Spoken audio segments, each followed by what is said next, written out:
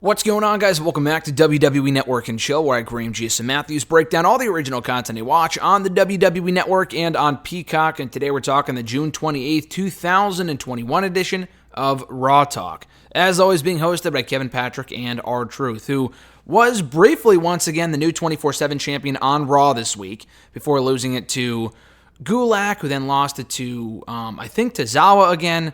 Who honestly could possibly fucking care? I mean, I was really hoping, and they've brought up the 24/7 championship pretty much in every episode of Raw Talk since Kevin Patrick inadvertently cost Truth the championship like a month or two ago against Tozawa backstage. I don't think the championship has been featured on Raw since then, aside from last night's Raw. And then before that, you would have to go all the way back to like well before WrestleMania. So I'm thinking in my mind, okay, we've seen the championship once in like 3 or 4 months. Please do away with this dumb shit. I mean, the title is so completely pointless, and it has been for a long time now. And I know it's supposed to be a joke title, but it's just a waste of television time, effort, and all this other dumb shit. So I'm hoping, okay, let's quietly disband it, a lot like they disbanded deactivated the Cruiserweight Championship many years ago, like the original one in 2007 after Hornswoggle won it. He just stopped coming out with it one day, and my phone just went off. I apologize, but he just kind of stopped coming out with it one day. And I was hoping they would do something similar with the 24/7 championship. And no, they brought it back on Raw this week, exchanging it between Gulak and Tozawa and Truth, like anyone possibly gives a shit. So they recall that whole shit from Raw. They also recap Riddle's Battle Royal win that earned him the spot in the triple threat in the later on in the night to determine the final entrant for the Raw Men's Money in the Bank ladder match, on the Raw side of things anyway. They also hyped up Bobby Lashley versus Xavier Woods for next week's Raw. Now, I am all in favor of them promoting matches in advance. They do it for SmackDown most of the time. They do it quite a bit for Raw as well. I'm not even saying that Raw doesn't do it. The issue in this particular instance is that they literally just did the match a week ago. And doing it again on Raw is one thing, like whatever. The problem with promoting this match over that original encounter between Lashley and Woods is that with that first match, it was inside fucking Hell in a Cell, and they just threw it out on Raw with literally no prior hype. They announced it as a Hell in a Cell match on the same show that they did it, and it was completely pointless as a result. And now they're choosing to advertise the rematch with no stipulation attached to it. That doesn't make any sense to me. It seems like ass-backwards booking, in my opinion. At any rate, they recap the Alexa Bliss bullshit with Nikki, and, Nikki beating Shayna and Alexa Bliss playing mind games with Reginald and Nia. Just please make it end. Please just stop this silly crap. It's just so stupid. So the first guest they have here on the show is Jackson Riker, unfortunately, who beat Elias in the strap match on Raw, which was short, sweet, straight to the point, perfect. I just don't care. I honestly could not give two fucks about this match or the feud or either one of them at this point. I like Elias coming out with new music for literally no reason when there was nothing wrong with the last song that he had that was performed by him. That makes absolutely no sense. Riker is way worse. The guy's generic as fuck. He spoke well for himself here. He seems to be well-spoken. Unfortunately, the guy's Twitter activity and social media activity, it doesn't translate to that type of stuff, unfortunately, because he's had a lot of very suspect social media activity over the years. But at any rate, he talks here about beating Elias and how he enjoyed beating up Elias with the strap.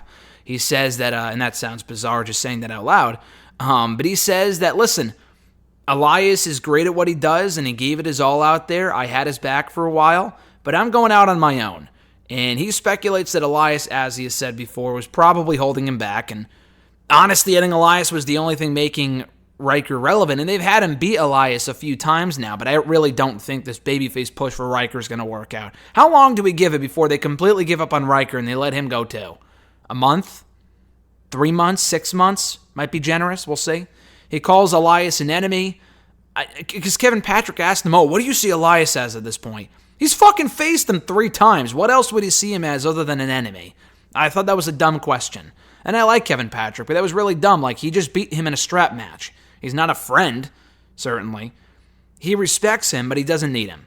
So the next two people they have on are Natalya and Tamina, the WWE Women's Tag Team Champions. They acknowledge that Mandy Rose and Dana Brooke have gotten inside their head in recent weeks and have tried to kind of get on their level and whatnot. Natalya calls the tag titles, as she has said before here on Raw Talk or Talking Smack, calls them passports to every corner of WWE, which is stupid because we have yet to see the women's tag team titles at all on NXT UK, at all on 205 Live. And they've had women's matches on 205 Live before. I'm not expecting Natalya and Tamina to show up on 205 Live. But it really isn't, though. Like, they're not even going to NXT. We haven't seen the tag titles in NXT since earlier this year. Now, NXT has their own set of women's tag team titles, so it stands to reason that we're probably never going to get the WWE women's tag team titles in NXT again unless they do a unification match, which in my opinion they should. So it's really not true. The only place those tag titles are taking them are to Raw and to SmackDown. And they haven't even been on SmackDown in the last couple of weeks. And I'm not complaining because Nia and Shayna were on every fucking show doing the same shit every fucking week for like 6 months. I'm honestly kind of glad about that, but those titles do not mean as much as Natalya is trying to make them out to be here in this interview. And she also said that gold solves everything.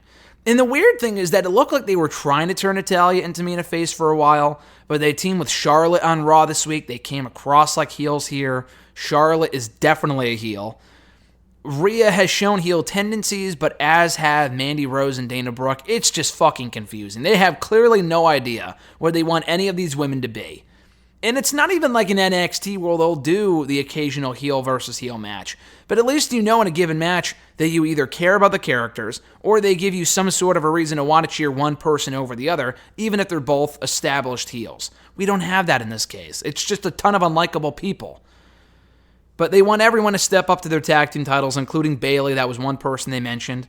If I was Bayley, I would want nothing to do with those tag titles at this point. She's held them twice before. She and Sasha had a great reign with them last year. It's time to move on from Bayley in the tag team title picture. Quite frankly, it's time to move on from Bayley in the SmackDown Women's Championship picture as well. And that's coming from someone who likes Bayley, but been there, done that with both things for right now. We need a bit of a break from Bayley in any sort of title picture, at least with the tag titles and the SmackDown Women's title for right now.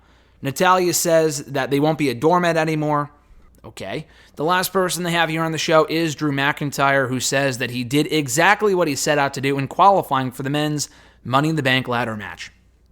He acknowledges that people have told him, his coworkers, his peers, fans, people in the office, whatever, oh, you got to take a break, Drew. And he acknowledges that top stars will be around for a couple of months, disappear for a few months, and come back. Which is true. I mean, Sasha is currently doing it. Edge has done it. A lot of people have done it. Roman Reigns was gone for like 5. I mean, that was for COVID. That was, for health, COVID reasons and whatnot. That was a little different. The Sasha absence is purely storyline. She's not hurt. They just don't want her on the show right now. Edge, they just don't need him on the show right now, which is, they did. They didn't, rather, and then now they do, which is why they brought him back. But honestly, though, I'm listening to this, and he's like, oh, I want to be the one constant of WWE. I know he's speaking in character, but, it's not like The Miz, in my opinion. The Miz, for example, is a guy that absolutely should go away for a while. Not because I don't like The Miz. I'm a big Miz fan. I've interviewed him fucking 3 times in the last 6 months. He's a great dude. The problem with The Miz, though, is that he's been on TV so much as a badly booked character that him leaving for a while would actually be beneficial. Drew hasn't been badly booked. The only thing that people want him to take a break from, in my opinion, from the way that I view it, is the WWE title picture. Not WWE as a whole. Drew doesn't have to disappear. Quite frankly, he shouldn't disappear because they need the top stars right now. I don't know. My whole thing with Drew being in the match, I know they wanted to get him on the card. He's a big name. How do you have a pay-per-view without Drew on it? I get that. I feel like you could have had another match on the card, and I hate that I'm even saying this, but like with a guy like Jinder, for example, that would have made sense. It's a mid-card match. He can win. Whatever. Him being in the ladder match, people do not want him to win. Nor should he win. So even anytime he remotely comes close to touching a ladder, he's going to get booed.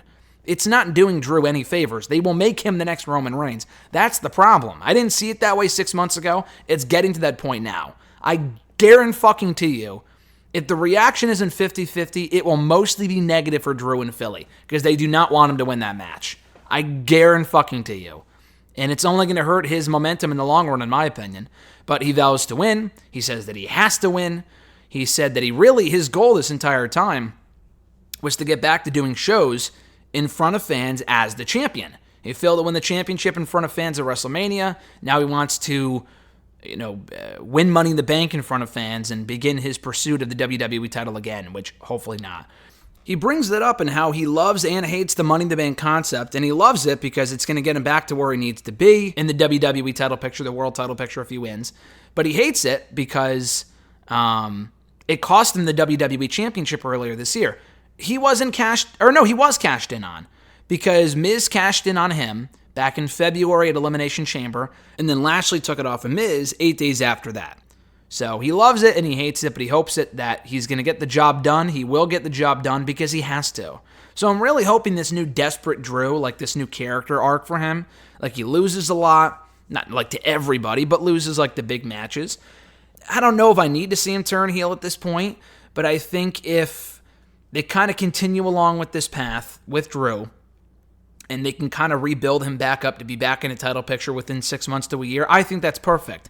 To shove him down our fucking throats in the WWE title picture for a year straight beyond this point, I think would be the wrong way to go, which is why WWE will probably do it. But at any rate, he says that he can't wait for us to go back to normal, for the world to go back to normal, and for fans to be in the crowd, cheer, boo, whatever. He just wants them to bring their passion. And he also talks about, what is it, the Euro Cup, soccer, actual soccer, not what we call soccer here in the States. But I know that's going on right now, and I think he picked Scotland out. I think he talked England or something. I forgot who he said he was picking to win the whole thing, along with Kevin Patrick, who knows about it, which is who he was talking about it with. And then McIntyre put Kevin on the spot saying, well, who's your pick to win Money in the Bank? And Kevin kind of hesitantly looks in the camera and says Drew, because if he doesn't say Drew McIntyre, he's getting an ass beating. Maybe not right then and there, but maybe a little bit later on. But at any rate, this was a kind of a subpar edition of Raw Talk, in my opinion. The Drew stuff was good. I'm liking this new side of Drew that's more desperate, aggressive, intense. He needs to win, not because he wants to, but he needs it. So I like that, even though I fear that he's going to get booed in the match. Unless the idea is to turn him heel, which I think at this point might be premature because they need the top baby faces, but we'll see where they go with it. Natalya and Tamina, who cares, in my opinion. And the Jackson Riker shit, less said about that, the better. He didn't even have a bad interview. I just don't give a fuck about Jackson Riker, inside or outside of the ring. I just could not get two shits about the guy. So, kind of a below-average edition of Raw Talk, in my opinion, based off of recent episodes. Nothing really to see here, though I did enjoy the Drew segment for as long as he was on there at the end.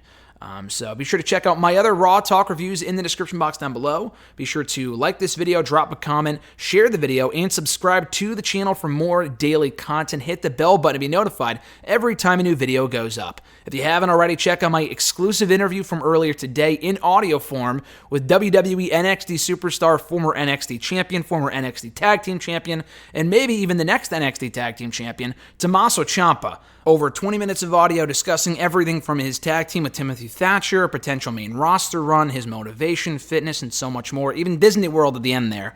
Really cool conversation with one of my favorites in NXT right now, so check that out. We're going to have another exclusive interview coming up here on the channel with another WWE star within the next week. I think I'm doing it later this week.